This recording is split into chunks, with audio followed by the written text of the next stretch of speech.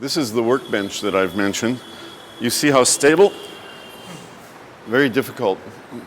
I can work all day, it will never go anywhere. It almost doesn't move. Plus we have these clamping devices, right? Like here, here. We can take the piece, any piece of wood, and we can clamp it solidly, so if we're working on it, it doesn't go anywhere. Our method involves clamping the piece so we can work with both hands, always. Now, what we're doing here is getting ready to rehair some bows, put the new hair. We need some thread. We need the alcohol lamp. We need the broken rosin. We need a special tool for pushing the wedge into the bow. And we need some cutting tools. So for instance,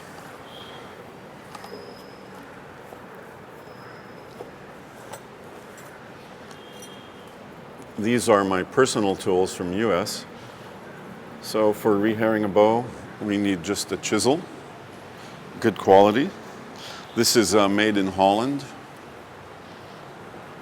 We need a knife. This is my carving knife. Look how much use. I made this handle 30 years back. It's usually quite sharp. We can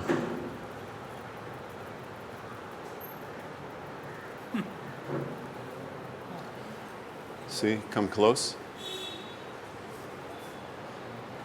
See, we can shave the hair. And also, we need these special carving knives. You see, such a small blade.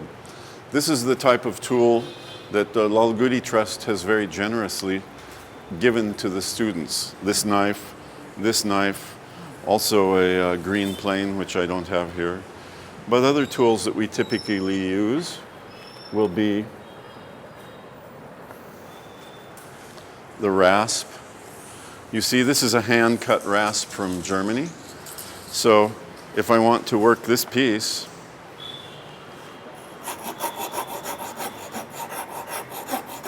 see how quickly it will cut? It's very good quality. Generally, we have many of these. This is also hand-cut, small. This is for doing the work here on the nut, right? We need to do this kind of work, without touching the violin. So we take the small tool for this kind. These are specialized files for cutting the grooves in the bridge. Each string has one size, and the cutting area is on the edge of the piece. So we use to make a precise cut for the strings to pass through. This is a scraper. This is made of spring steel. You see? With this, I can help shape the round portions of the violin. But also, it's sharpened like a knife, you see? So, see how it will cut wood? You can see just exactly how sharp it will be. So it's very useful in the making of the instrument. After we carve the violin, there will be cut marks. So we smooth it with the shape, with the scraper, we call it. In German, this would be die Ziehklinge. This is a reamer, we call it. You can find these in India, I think, no problem. These are used to make the holes for the pegs. And they correspond to a tool. This tool is quite costly. It's a very precision tool. But it corresponds exactly to the reamer. So, you see, we can insert the peg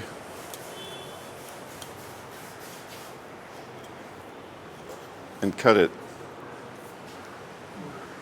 Right? So after we make the hole, the fit will be perfect. This way, because in the West, the player wants to, when tuning the violin, just reach out and tune like this. They don't want to have to, they don't take the violin like this or this. They want to take it under the chin, just like this, 2 fingers only. So our work must be very precise. Otherwise, we have, this is the simple, you can see it's just a butter knife. You might find these in India, left over by the British. It's a good quality knife. Actually, I can sharpen this knife so sharp I can shave with it. But we use this knife to open the violin. With this knife, I can take the top off this violin. I can take the back. I can take the ribs. I can totally take this violin into pieces in about 15, 20 minutes. Just with this simple knife. Sometimes we use the dental tools. We use many different chisels, small size. This one is for working on the violin bow. Sometimes here, it's necessary to take out the old piece, you see? So I can go in with the chisel.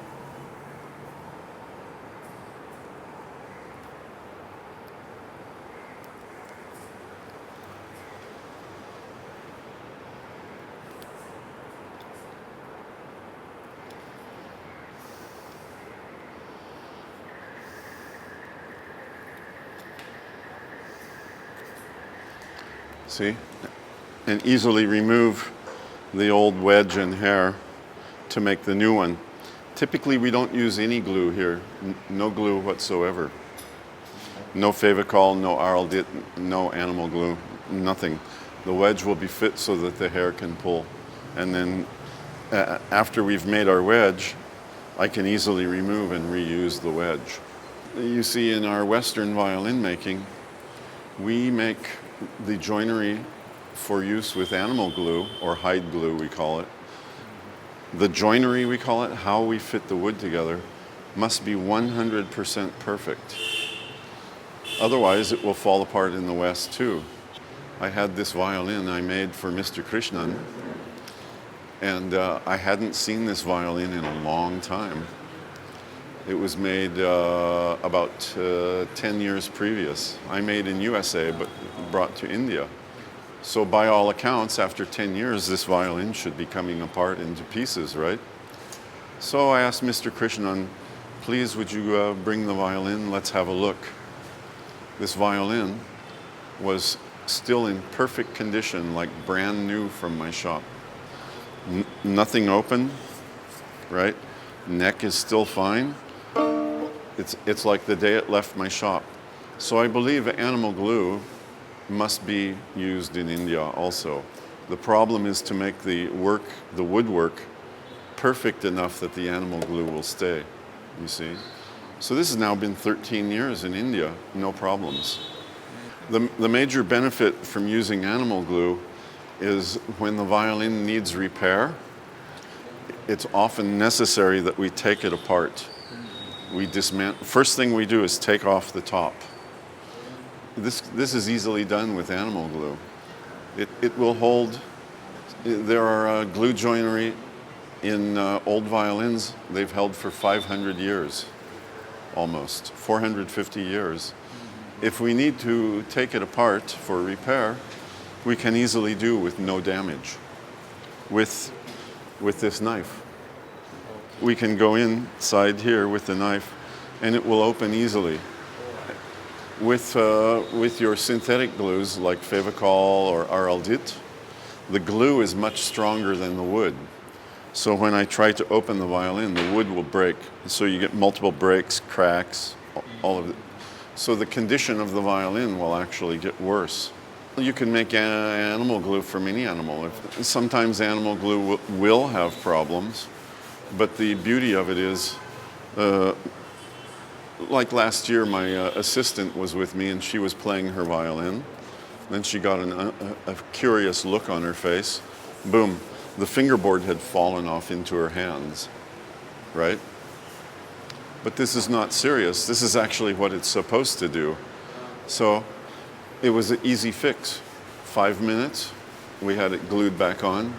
Wait 3 hours, then she could play again, you see. And it's easily cleaned with just water. You can remove it all. This bow, I just rehaired for the students. Look, you see? This is held in with no glue whatsoever. And it'll be the same inside here. There's no glue inside here. This piece, only one little bit of animal glue. And this will hold this hair. The player sometimes is very strong, but still it keeps. So this you can see is the sound post we're talking about. These are the ones we only cut with the knife, right? And it's shaped to fit inside the violin, no glue. The reason there's no glue is because we can move the sound post around and actually change the sound of the violin. So this is the anima, the Atman, right? The Stimme in German, the voice. The voice of the violin, they call it. Without it, the violin will sound like this, no sound. Yeah. When you put in, sound will become very big. You can play and fill the concert hall with the sound of one violin. It's amazing, isn't it? Yeah. See? So really the vocal cord. This is also the Yeah. maple wood. Oh, this is made of spruce. It's the same wood as the belly of the instrument. And this is a light. We need lights very much. So this is the hair for the bow. This is hair from wild running horses from Mongolia. Because when the horse runs wild, sometimes we take from Argentina, sometimes Canada, but they take, and it's not bleached. Bleaching will weaken the hair. It's natural color. So the hair must be very strong, because some of these violin players are very big, muscular fellows, and they attack the violin viciously, right? The Western players sometimes, I'm amazed the violin doesn't break into two pieces while they're playing it. Back in, I think, 2002, maybe, I came with a friend to India, and every repairman in India, they put this sound post in the absolute worst place. They put it in a place where it kills the tone. They put it directly under the bridge foot, right? So if you imagine this plate here between the F holes is where the tone is produced, correct? When you bow the violin, the bridge will rock like this, right? It doesn't just randomly vibrate. It actually moves like this. And the sound post, since this is like a, what do you call it, teeter-totter or seesaw, you know? And it makes this plate also vibrate in this manner. So the sound post is inside, should stand about here, correct? So this gives some freedom for the bridge to move. Now, it appears to be logical that this should come right under the bridge foot. But when you put it directly under the bridge foot, all of this vibration will stop. So the violin starts sounding more like this, right? So when I visited at the home of Mr. Lalgudi Jayaraman, first of all, I was very like this, sir, very, very careful.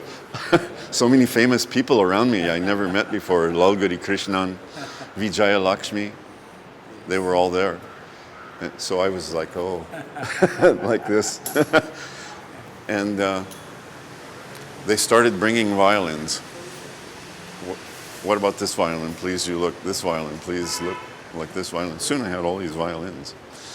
Every last one of them had the sound post under the bridge foot. This simple tool we use to move the sound post. It's very cheap, so many people can purchase it and do great damage to their violin with it. But I didn't have one like this along. Now every time I travel, I carry one of these, right? But I looked in the violins. Every violin, the sound post was directly under the bridge foot. But I asked, please, do you have a butter knife like this? You see? Because I can go inside the violin, you see, like this, and move the post. So I went very carefully inside Mr. Lalgudi Jayaraman's violin with the butter knife. I moved the sound post to its proper position back here. Then I said, please try it. He put the bow and a big look of surprise. This is not my violin, so much more, like this. So we went through every violin, maybe eight or nine violins, every one, boom, boom, boom, every time they play. Oh my God, I never knew this sound could come.